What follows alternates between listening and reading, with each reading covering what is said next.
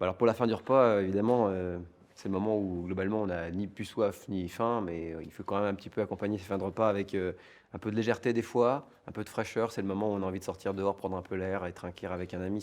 C'est plus festif la fin de repas heu,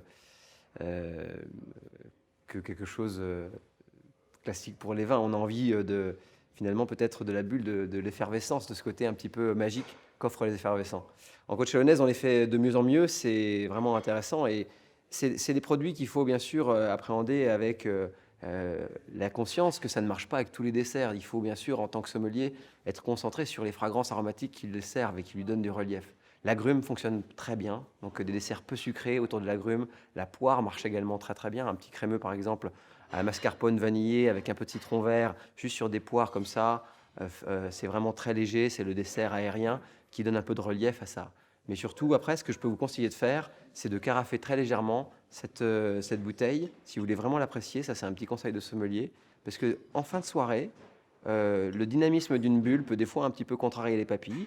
Alors moi, j'aime bien le carafer un tout petit peu, et puis revenir finalement à ce qui l'a fait naître, c'est-à-dire le vin de base.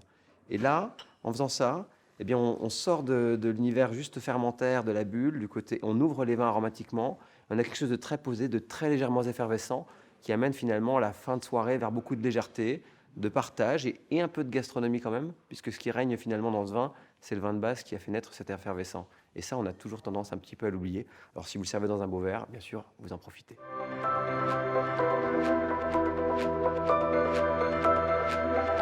En tout cas, chapeau au vigneron de Bussy pour la collection Mille Buis.